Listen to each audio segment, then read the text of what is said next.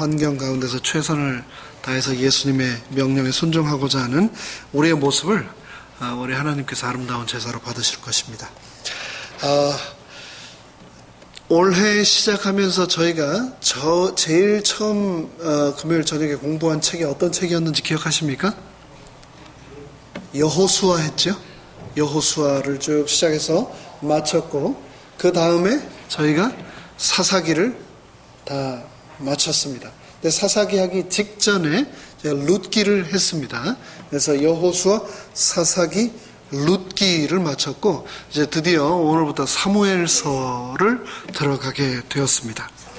우리가 잘 아는 대로 여호수아는 정복의 책, 승리의 책이라면 사사기는 실패의 책, 좌절의 책이라고 말할 수가 있다라고 요약을 했습니다. 여호수아는 약속의 책이었고 또 사사기는 우상 숭배와 성적 타락으로 인한 심판과 좌절과 방황의 책이었다라고 말할 수 있습니다. 그렇다면 그 시대를 넘어 새롭게 접어 들어가는 이 사무엘 시대는 어떤 시대라고 우리가 말할 수 있을까? 한번 시작하면서 생각을 좀 해봐야 되겠습니다. 여호수아, 사사기 시대까지는 우리가 말을 하자면 왕정이 아닌 신정이라고 말할 수 있겠습니다.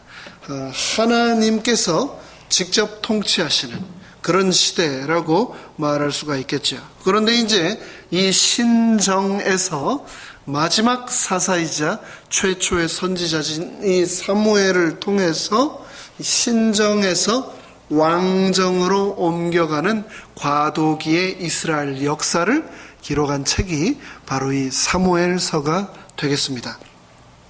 사무엘서는 지금 현재는 사무엘상, 사무엘하, 그 다음에 열왕기상, 열왕기하라고 분류가 되어 있지만 이전 BC 한 3세기까지는 70인역이 나오기 전까지는 이것이 총 4권으로 첫 번째 왕연대기, 두 번째, 세 번째, 네 번째 이렇게 시리즈로 분류가 되어 있었습니다. 그 전에는 이것이 그냥 사무엘서 한 덩어리로 상하 구분 없이 이렇게 편집이 되어 있었는데요. 70인역 이후로 이 사무엘상과 사무엘하로 나누어서 우리가 성경을 보게 되었습니다. 사무엘서를 기록한 저자는 누구일까요? 사무엘을 기록한 저자는 모릅니다. 나와 있지 않습니다. 정확하지 않습니다. 하지만 짐작은 우리가 좀 할 수 있겠죠. 그래서 많은 사람들이, 성경학자들이 생각하기에 이 사무엘서는 사무엘이 기록하였다. 그런데 성경에 보면 이 사무엘이 죽은 이후에도 계속 기록이 되거든요. 그러니까 사무엘이 기록을 하긴 했지만 사무엘 죽음 이후에 이어서 기록한 또 다른 저자들이 있다라고 생각을 하고 있습니다. 그 선지자들이 나단이나 또 갓과 같은 그런 선지자들이 아마 이 사무엘서를 기록하는데 함께 하였을 것이다 라고 재림교회 성경 주석은 이야기하고 있습니다. 이 사무엘서의 중심 인물은 누구일까요? 이름에서 알려주듯이 당연히 사무엘이 그 중심 인물 중에 하나입니다. 그런데 참 신기하게 사무엘서의 주인공으로 처음에 등장하는, 특별히 이 1장에 등장하는 태어나는 한나 어머니의 기도의 서원으로 태어나는 이 사무엘의 이야기는 잠깐 나오다가 바로 사울왕, 이스라엘 왕정의 첫 번째 왕인 사울왕의 이야기로 넘어가고 사울왕의 이야기가 잠깐 나오다가 바로 다윗왕의 이야기로 넘어갑니다. 이 사무엘상이 총 31장까지 있는데 1장부터 7장까지 사무엘 선지자에 관한 이야기가 나오고 8장부터 15장까지 사울왕의 이야기가 나온 다음에 16장부터 31장 끝까지와 사무엘하 전체가 다 다윗 왕의 이야기입니다. 그러니까 말은 사무엘서라고 붙여놨는데 좀 더 내용을 이렇게 들여다보자면 사무엘서라기보다는 다윗서에 가까운 책입니다. 그러나 이름은 사무엘서로 붙어 있다. 이 사무엘하 같은 경우는 처음부터 끝까지 다윗 왕의 이야기인데요. 다윗 왕의 승리로 시작해서 다윗 왕의 죄, 그 다음에 다윗 왕의 회개와 또 그 전에 지었던 죄들로 인한 재난으로 맞춰지는 것이 사무엘하의 큰 맥입니다. 이 사무엘서를 통해서 우리가 꼭 기억해야 되는 것은 무엇인가? 바로 이 사무엘이라고 하는 인물을 통해서 우리가 꼭 바라보아야 할 한 인물이 있는데, 사무엘은 이스라엘 역사상의 마지막 사사라고 그랬습니다. 그렇죠? 마지막 사사이며 최초로 하나님의 메시지를 직접 받아 또 민족에 전달한 선지자였고, 동시에 제사장의 역할을 겸했던 사람입니다. 한 인물이 사사와 선지자와 제사장의 역할을 하면서 이스라엘 백성들을 위하여 온전히 모든 자신의 삶을 내어놓은 그의 삶을 통해서 우리는 예수님을 바라볼 수 있어야 되겠습니다. 그래서 많은 성경학자들은 이 사무엘이 그리스도의 원형이다라고 얘기를 하고 있습니다. 아무쪼록 오늘 이제 새롭게 시작하는 사무엘, 특별히 사무엘 상 31장까지의 긴 이 책을 통해서 굽이굽이 역사에 계신 하나님의 놀라우신 인도와 구원의 섭리가 우리와 함께하기를 간절히 바랍니다. 오늘은 사무엘상 제1장 특별히 10절과 11절의 말씀을 통해서 사무엘서를 시작하고자 합니다. 사무엘상 1장 10절로 11절의 말씀을 제가 읽겠습니다. 방송실에서 성경절을 좀 띄워주시면 감사하겠습니다. 한나가 마음이 괴로워서 여호와께 기도하고 통곡하며 서원하여 가로되, 만군의 여호와여, 만일 주의 여종의 고통을 돌아보시고 나를 생각하시고 주의 여종을 잊지 아니하사 아들을 주시면 내가 그의 평생에 그를 여호와께 드리고 삭도를 그 머리에 대지 아니하겠나이다. 사무엘상 1장에 등장하는 인물들을 한번 먼저 살펴보도록 하겠습니다. 우리가 금방 10절에서 읽은 한 여인, 하나님께 간절히 기도하고 있는 이 한 여인이 등장하는데, 이 여인의 이름이 뭡니까? 한나. 지금도 아주 유명한 파퓰러한 이름입니다. 이 한나라고 하는 여인이 등장하고, 우리가 사무엘상의 내용을 잘 알기 때문에 읽지 않겠습니다만, 이 한나의 남편이 누구라는 걸 1장을 통해서 알 수 있냐면, 이름이 뭡니까? 엘가나. 엘가나라고 하는 사람의 아내인 한나, 이 두 부부가 등장을 합니다. 근데 한나에게는 남편의 사랑과 유복한 경제, 가정 생활이 있었음에도 불구하고 늘 그녀의 눈에는 눈물이 마르지 않았습니다. 왜 그랬을까요? 왜 그랬을까요? 그녀에게 결핍이 있었습니까? 결핍이 있었습니다. 남들이 보면은, 야, 정말 뭐 걱정할 것 없겠다. 남편이 돈 잘 벌어줘. 집안 평안해. 아프지 않아. 참 세상 걱정할 것 없겠다 하는데, 그런 집도 사실 들여다보면 다 근심 걱정거리가 있죠. 그렇죠? 근데 이 한나의 같은 경우는 어떤 근심이 있었습니까? 어떤 목마름이 있었습니까? 한나에게 자식이 없었습니다. 자식. 여러분, 자식이 없는 게 그렇게 중요합니까? 그렇게 대수입니까? 자식 없이 그냥 좀 살면 안 됩니까? 여러분은 어떻게 생각하세요? 그래도 자식이 있어야 합니까? 네. 요즘은 결혼하고 일부러 자식 안 낳는 경우가 많습니다. 그리고 심지어는 결혼 그래서도 안 하는 경우도 많아요. 그런데 왜 예수님 당시에는 그토록 특별히 한나 같은 경우에는 이렇게 간절히 하나님께 자식을 달라고, 특별히 아들을 달라고 이렇게 기도를 했는가? 우리가 잘 아는 대로 고대 이스라엘에는 어떤 믿음이 있었냐면은 세상 모든 불행은 누구 때문이다 라고 하는 믿음이 있었냐면 누구 때문이다 라고 하는 믿음이 있었을까요? 세상 모든 고통과 슬픔의 원인은 누구 때문이다? 하와 때문이다. 하와.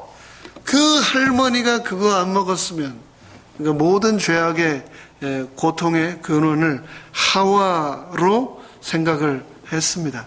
그렇기 때문에 여자를 뭘로 동급 취급을 했냐면은 죄악의 근원이라고 생각을 했죠.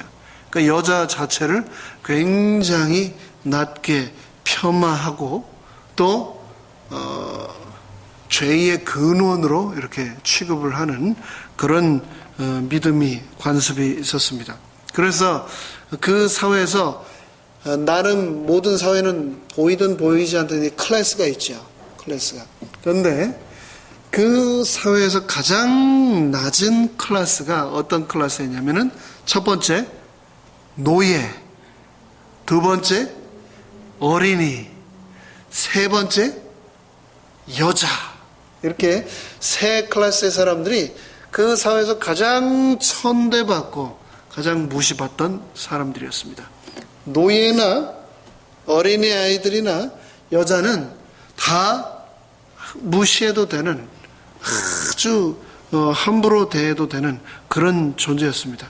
그런데 이런 서름을 받는 여자들이 이 서름에서 벗어날 수 있는 유일한 길이 하나 있었습니다. 뭘까요? 아들을 놓는 겁니다. 아들을. 아들을 낳아서 그 아들을 통해서 이 모든 서름을 reimburse 받는 겁니다. 그러니까 이 여자에게 있어서, 아내에게 있어서 아들은 전부입니다. 전부. 아들이 있으면 전부고 아들이 없으면 하나도 없는 거죠. 한나에게도 아들이 필요했습니다. 그러나 그녀에게는 아들이 없었습니다. 그런데 이 한나가 사무엘상 1장 10절에서 하나님께 뭘 하고 있습니까? 기도를 드리며 약속을 하고 있습니다. 약속. 어떤 약속을 하고 있죠?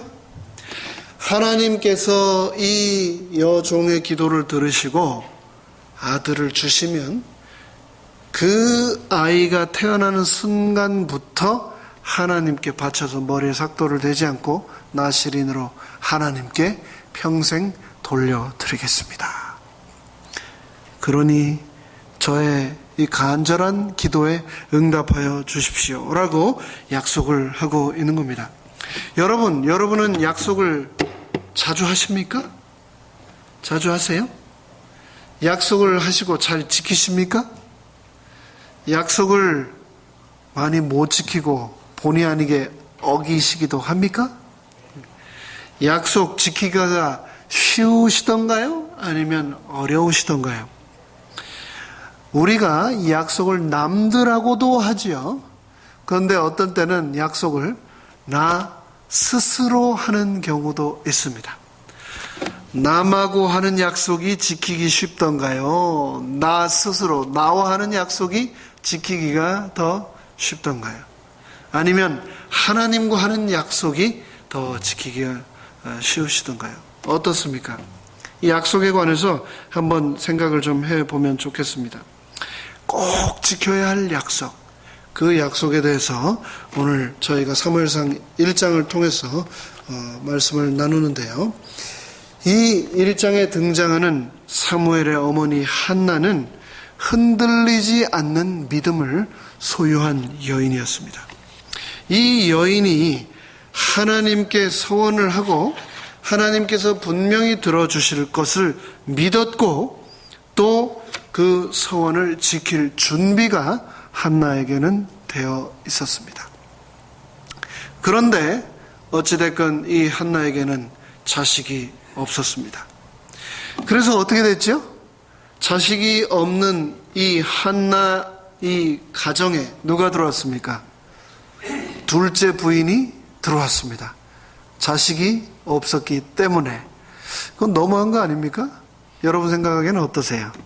엘가나가 그렇게 사랑한다고 하면서 자식을 낳지 못한다고 둘째 부인을 들여온 것에 대해서 여러분은 어떻게 생각하십니까?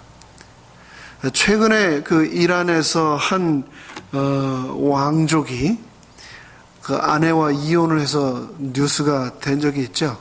그 뉴스에서 그 이혼 사유가 보니까 그 와이프가 자식을 놓긴 낳는데 딸을 낳았다고 이혼을 했더라고요. 자식을 낳긴 낳는데 아들이 아니어서 이혼을 하고 새로 부인을 얻었다라고 하는 뉴스를 제가 본 적이 있는데, 이 한나도 사랑하는 남편 엘가나의 지극한 사랑을 받았음에도 불구하고 자식이 없다는 이유만으로 둘째 부인인 브닌나가 이 가정에 들어오게 됩니다. 참 이름 뜻이 재미있는데요. 한나라고 하는 이름의 뜻은 은혜라고 하는 뜻이 있다고 했습니다. 은혜로움. 그럼 브닌나라고 하는 이름의 뜻을 혹시 여러분 아십니까? 브닌나. 예? 진주? 아, 그래요? 진주라고 하는 뜻이 또 혹시 있는지 모르겠습니다. 근데 제가 주석서를 찾아보니까 브닌나라고 하는 이름의 뜻은 머리숱이 많은 자라고 되어 있네요. 그러니까 이 브닌나가 머리숱이 아주 많고 아주 또 미인이었을지 모르겠습니다. 머리숱 많은 게 미인의 조건 중에 하나거든요. 그러니까 어쩌면 그랬는지도 모르겠습니다. 하지만 어찌됐건 이 두 여인이 한 가정에 들어오고 브닌나가 들어와서 어떻게 됐습니까? 자녀를 출산을 했습니까? 출산한 정도가 아니고 아주 많이 자식을 숨풍숨풍 낳아줬던 것 같습니다. 그런데 남편인 이 엘가나의 사랑은 한나하고 브닌나 둘 중 어디에게 더 갔을까요? 자식을 많이 낳아준 브닌나가 있음에도 불구하고 남편 엘가나의 사랑은 여전히 한나에게 더 각별하고 애틋했던 것 같습니다. 그러면은 브닌나가 어땠을까요? 질투가 났겠죠. 그래서 이 한나를 가만히 뒀을까요? 들들 볶았던 것 같습니다. 자식도 못 낳는 주제 하면서 막 옆으로 지나가면서 툭툭 치고 막 괴롭히고 그랬던 것 같아요. 그래서 한나가 너무나 마음이 아파가지고 여호와의 전에 올라가서 정말 그 아픈 마음을 털어놓고 하나님께 기도를 드렸다라고 사무엘상 1장에 등장을 하고 있는데요. 그 광경을 부조와 선지자에서는 이렇게 말하고 있습니다. 569쪽에서는요. 그의 아내 한나는 매우 경건한 부인이었다. 온유하고 겸손한 부인의 품성은 깊은 열심과 고상한 믿음으로 특징을 이루고 있었다. 이 한나라고 하는 여인을 한마디로 뭐라고 묘사를 하고 있습니까? 경건이라고 묘사를 하고 있습니다. 경건. 예. 여러분을 누군가가 한마디로 묘사를 한다면 뭐라고 묘사를 할까요? 밝고 명랑하고 재미있고 이런 분을 한마디로 묘사를 한다면 쾌활 이렇게 할 수가 있겠죠. 그리고 늘 학문적인 공부를 열심히 하시고 새로운 것을 알려주기를 좋아하는 그런 분들에게는 뭐라고 할 수 있을까요? 예? 성실, 예. 박식 이런 말로 정의를 할 수가 있겠죠. 근데 이 한나는 한마디로 이 여인을 뭐라고 부조와 선지자는 묘사를 했냐면 경건이라고 묘사를 합니다. 경건. 참 아름답지 않습니까? 누군가가 우리를 표현할 때 그분을 생각하면 머릿속에 제일 먼저 떠오르는 단어 경건. 얼마나 아름답습니까? 우리도 그런 사람이 되어야 하지 않겠나 생각해 보았습니다. 이 한나가 아이를 갖지 못해서 그렇게 가정의 평화가 깨지고 이 둘째 부인으로부터 질투심의 조롱으로 괴롭힘을 당했지만 한나는 결코 그것을 되받아치거나 다투지 않았다라고 얘기를 하고 있습니다. 내가 첫째 부인이고 둘째 부인이 들어왔는데 이 둘째 부인이 나를 괴롭힌다면 여러분은 어떻게 하시겠습니까? 그냥 가만히 다 당하시겠어요? 아니면 한 대 쥐어박아 주시겠어요? 버릇을 좀 잡아줘야 되겠군 이런 생각할 수 있지 않을까요? 그런데 이 한나는 이 성품 자체가 그의 인품을 한 단어로 화인 여사가 경건이라고 묘사를 한 것처럼 그 질투심에 불타서 조롱하고 괴롭히는 그 분인나를 똑같이 대하지 않고 그 모든 혼자만의 그 가슴 속에 터져오는 그 괴롭힘을 사람을 찾아가서 얘기하지 않고 하나님께 토로했다라고 얘기를 하고 있습니다. 이게 굉장히 중요한 포인트이죠. 네. 우리가 살다 보면 좀 억울한 경우가 있습니까?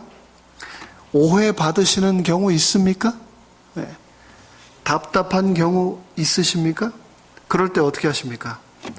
바로 전화기를 꺼내 들어서 제일 친한 친구에게 전화를 해서 말도 마라, 살다 보니 나한테 이런 일이 생겼더라 하면서 한 2시간 전화기로 떠들고 나서 마지막 전화를 끊을 때 내가 어떻게 이 얘기를 전화로 다 하겠냐, 야 얼굴 보고 다시 얘기하자, 뭐 이렇게 할 수가 있겠죠. 그런데 한나는 어떻게 했다고요? 그 마음을 사람에게 털어놓지 않고 누구에게 털어놨다고요? 하나님께, 자신의 문제를 하나님께 가지고 갔다라고 얘기를 하고 있습니다. 우리가 문제에 직면할 때 우리가 해야 할, 경건한 사람이라면 해야 할 방법을 한나가 보여주고 있습니다. 그 이야기를 하나님이 아닌 그 누군가 내 옆에 있는 사람에게 털어놓는다면 어떻게 될까요? 아무리 가까운 사람이라 할지라도 그 이야기는 결국은 돌고 또 돌아서 당사자의 귀에 들어갔다가 그 말이 또다시 메아리 쳐서 나에게 또 돌아오는 겁니다. 돌고 하면서 계속해서 상처가 생기고 더 깊은 오해가 생기고 골은 더 깊어지는 거죠. 그래서 우리가 살면서 겪게 되는 수많은 오해와 답답함, 어떻게 나한테 이럴 수 있지? 이런 문제들이 생길 때 어떻게 해야 된다고요? 한나처럼 하나님께 토로하자, 하나님께 털어놓자. 그 교훈을 우리가 배울 수 있겠습니다. 한나의 그런 모습을 보고 저희 재림교회 성경 주석에서는 뭐라고 얘기를 하고 있냐면은, 이 한나가 바로 수천 년 후에 십자가에서 돌아가셨던 예수님의 모습을 미리 보여주고 있다라고 얘기를 하고 있습니다. 아무 죄도 짓지 않으신 예수님께서 로마의 군병들에게 조롱당하고 채찍질 맞으시고 결국 십자가에 못 박히셨지만, 예수님은 그들을 정죄하거나 그들에 대하여 스스로를 변호하거나 그들과 결코 맞부딪히며 싸우지 않으셨습니다. 다 그것을 껴안고 누구에게 말씀하셨습니까? 하늘 아버지께 말씀을 드렸죠. 끝까지 사지로 끌려가는 양처럼 침묵을 지키시며 모든 마음을 오직 하나님께만 토로했었습니다. 그 모습을, 십자가에 달리셨던 예수님의 그 모습이 바로 한나에게서 드러나고 있는 겁니다. 그 한나가 11절에 이렇게 기도하고 있습니다. 오 만군의 여호와시여. 하나님을 누구로 부르고 있습니까? 만군의 여호와, 여호와 제베홠이라고 부르고 있는 겁니다. 만군의 여호와는 누구이십니까? 이 세상 모든 군대의 수장 되시는 총지휘이신 하나님이시여 라고 부르고 있는 거죠. 이 이름은 이스라엘 백성들이 이집트에서 노예로 살다가 광야 40년의 삶을 마치고 여리고로, 그리고 가나안 땅으로 요단강을 넘어 입성해서 가나안 17지파를 점령할 때 이스라엘 백성들이 불렀던 이름이 바로 이 만군의 여호와입니다. 세상 모든 슬픔과 죄악과 오해를 능히 이기실 수 있는 분, 그분이 바로 만군의 여호와이신데, 그 이름을 부르면서 한나는 이렇게 기도하고 있습니다. 주의 여종의 고통을 돌아보시고 나를 생각하시고 주의 여종을 잊지 아니하사 아들을 주시면 내가 그의 평생을 여호와께 드리고 삭도를 그 머리에 대지 않겠나이다 라고 약속을 하고 있습니다. 하나님께 지금 소원을 하고 있는 겁니다. 여러분 기도하실 때 어떻게 하십니까? 하나님께 어떻게 구하십니까? 하나님께 구하실 때 두루뭉실하게 두루두루 은혜 주시고 두루두루 지켜주시고 두루두루 평안하게 해주시고 그렇게 기도하고 계십니까? 아니면 구체적으로 누구가 언제 어떻게 무엇을 이룰 수 있게 해주시면 제가 어떻게 또 하나님께 약속을 지키겠습니다 라고 이렇게 구체적으로 기도를 하십니까? 한나는 아주 우리에게 또 소중한 기도의 모본이 되고 있습니다. 그녀는 기도를 할 때 확실하고 구체적으로 했습니다. 기도를 왜 확실하고 구체적으로 해야 될까요? 두루뭉실하게 기도를 하면 하나님이 나중에 기도를 응답을 해 주셨어도 이게 응답을 해 주신 건가 만 건가 알기가 굉장히 애매합니다. 왜냐하면 뭉실하게 기도를 했으니 뭉실하게 답이 왔는지 안 왔는지 알 수가 없는 거죠. 그래서 좋은 방법 중에 하나는 노트를 아예 장만을 해가지고 아주 구체적인 기도의 제목을 확실하게 적어 놓으면 언젠가 그것이 응답이 될 때 내가 몇 월 며칠에 이러한 제목의 기도를 드렸는데 하나님이 응답해 주셨군. 아멘 하면서 이 기도의 삶에 또 확신과 능력이 붙게 되는 거죠. 실제로 제가 켄터키 학교에 있을 때 한 목사님께서 한평생 사용하셨던 기도 노트를 보여주셨습니다. 노트를 딱 절반으로 나눠가지고 이 왼쪽에는 날짜와 드린 기도의 제목이 있고 오른쪽에는 응답을 해주신 날짜와 구체적인 응답 내용을 적어 놓으셨는데 그 목사님 간증이 내가 드린 수많은 기도가 언제 응답되었는지도 모르게 그 옛날 드렸던 기도들이 이렇게 다 응답되었다라고 말씀하는 것을 제가 들었습니다. 우리가 기도할 때 한나처럼 어떻게 해요? 확실하고 구체적으로 기도를 해야 되겠습니다. 한나는 아들을 주십시오 라고 구체적으로 확실하게 기도를 했고 그 다음 그렇게 아들을 주시면 어떻게 하겠다고요? 하나님께 드리겠습니다 라고 약속을 했습니다. 우리가 그렇게 하나님께 명확한 기도를 드린다면 하나님께서도 우리에게 놀라운 축복과 응답을 주실 것을 믿습니다. 화인 여사는 산상보훈에서 다음과 같이 말하고 있습니다. 산상보훈 86쪽에서 이렇게 말하고 있습니다. 기도가 죄를 속하는 것은 아니다. 그 자체는 아무런 효능과 공로가 없다. 우리 멋대로 내뱉는 화려한 말은 모두 합해도 거룩한 소원 한 가지만 못하다.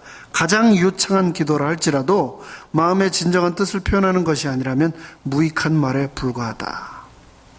우리의 격식 차린 찬양을 하나님은 원치 않으신다. 그러나 상하고 억눌린 마음이 죄가 많고 더없이 약하다는 것을 깨닫고 부르짖는 무언의 절규는 무한히 자비하신 하나님께로 나아가는 길을 발견한다. 우리가 기도를 하다 보면 그냥 형식적인 말, 틀에 박힌 말, 상투적인 두루뭉실한 말로 기도를 드리게 되는 경우가 참 많은 것 같습니다. 하지만 우리가 기도할 때 늘 한나를 기억하면서 확실하고 구체적으로 기도 드릴 수 있게 되기를 간절히 바랍니다. 그렇게 하나님께서 한나에게 기도를 확실하고 구체적으로 기도를 했을 때 한나의 기도에 응답을 해 주셨습니까? 주셨죠. 그래서 누구를 주셨습니까? 사무엘을 주셨죠. 사무엘. 그런데 참 신기한 게요.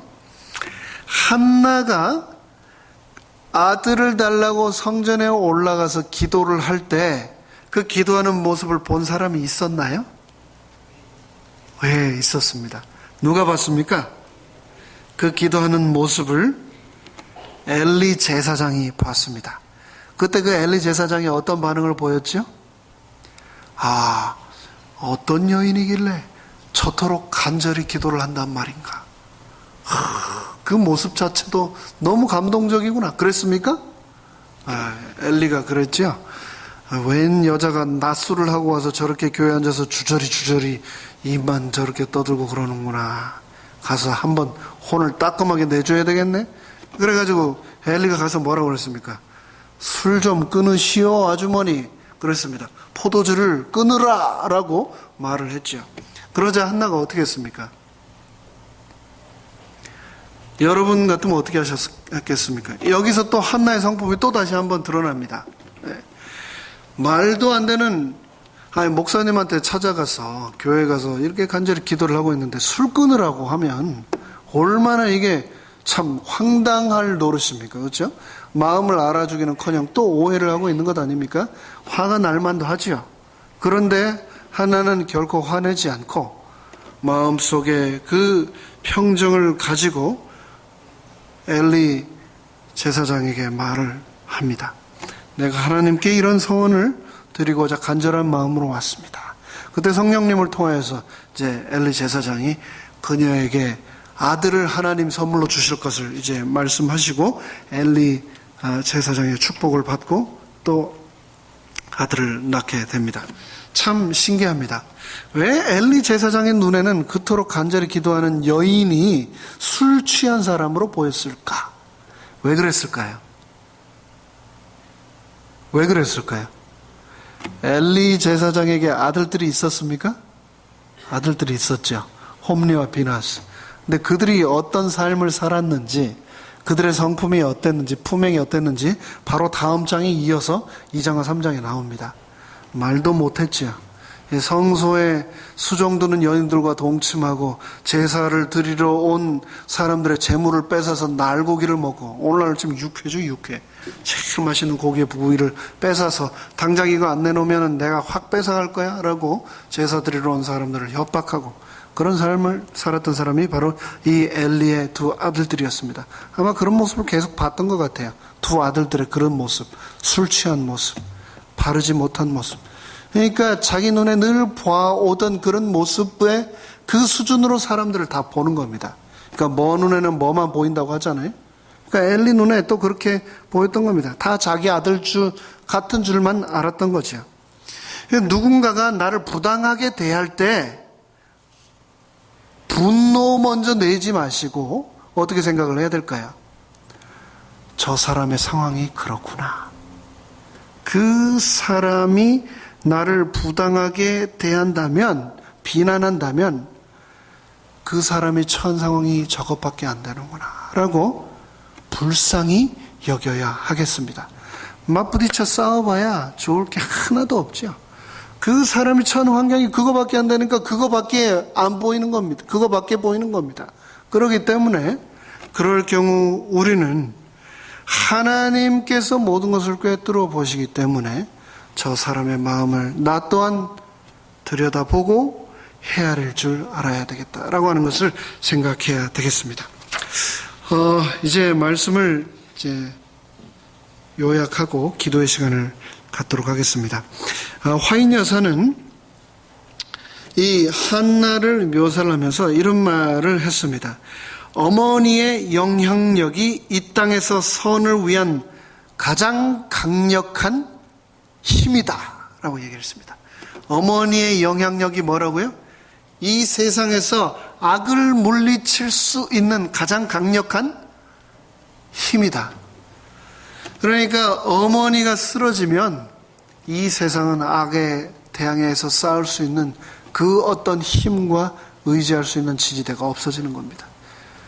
우리 어머니들이시여, 우리 할머니들이시여, 자녀와 손들을 위해서 기도해 주시기 바랍니다. 여러분들이 힘입니다. 여러분들이 없이는 결코 자녀들이 이 세상의 악을 이겨낼 수가 없습니다. 그러면서 그늘없는 가정 232쪽에서는 이렇게 말하고 있습니다. 어머니는 가정의 여왕이요 자녀들은 그의 신하들이다. 그는 자신의 어머니로서의 위엄을 가지고 가정을 다스려야 된다. 가정에서의 그의 가만은 으뜸이 되고 어머니의 말은 법이 되어야 한다. 그가 하나님의 지배를 받는 그리스도인이라면 그는 자기 자녀들의 존경을 얻을 것이다. 무자했던 한 여인이 하나님께 간절히 기도를 드리고 하나님의 약속대로 한 아들 사무엘을 낳았습니다. 그리고 나서 하나님께서는 복을 거기서 그치지 않으셨습니다. 하나밖에 없던 간절한 기도로 낳은 아들을 어떻게 했습니까? 젖이 떼자마자 실로로 데리고 올라가서 그 불안당 같은 건달들이 사는 집안에 입양을 시켜놓고 등을 돌리고 내려가는 이 엄마의 마음은 어땠겠습니까? 정말 참담했겠죠. 하지만 하나님께 드린 약속을 이 어머니는 지켰습니다. 젖을 뗐다고 하니까 몇 살쯤 됐을까요? 뭐 보면 초등학교 다닐 때까지 젖 먹는 사람도 있긴 하던데 보통 젖 뗀다고 하면 한 3살, 2살, 4살 그 정도 됐겠죠. 그 어린아이를 놓고 가면은 그 아이가 가만히 있었을까요? 엄마 매달리고 가지마. 어쩌면 엄마 치맛자락을 잡았는지도 모르겠습니다. 하지만 이 어머니는 하나님의 서약을 지키고 순종하고 하나밖에 없는 그 아들을 바쳤습니다. 그러자 하나님께서는 이 여인의 태를 여셔서 그 이후로 자식을 몇을 더 주셨죠? 2장에 보면 3남 2녀를 더 주셨습니다. 3남 2녀를 더 주시고 하나님께 바친 이 아들은 이스라엘의 사사와 선지자와 제사장으로 이스라엘 역사에서 전무후무한 그의 손으로 친히 이스라엘의 두 왕의 머리에 기름을 붓는 그런 영광스러운 존재로 하나님은 그 여인의 아들을 사용하셨습니다. 우리가 하나님께 구체적으로 간절히 기도를 드린다면 하나님께서는 우리의 믿음을 사용하셔서 기도에 응답하시고 축복하실 것입니다. 성경에는 32,500개의 약속이 있습니다. 처음 시작할 때 약속에 관해서 말씀을 드렸습니다. 32,500개의 약속. 우리도 날마다 살아가면서 약속을 하고 그 약속을 지키려고 노력을 하지만 그 약속을 지키지 못하고 거기는 경우가 성경이 32,500가지 약속들이 있는데 그 약속 중에 요한일서 2장 25절에 있는 이 약속, 예수님의 약속 읽고 오늘 말씀을 마치겠습니다. 그가 우리에게 약속하신 것은 이것이니 곧 영원한 생명이라. 하나님께서 약속하신 영원한 생명의 약속이 우리 간에 함께 하시기를 간절히 바라면서 말씀을 마치겠습니다. 이제 두 분씩 짝을 지어서 기도하는 시간을 가질 텐데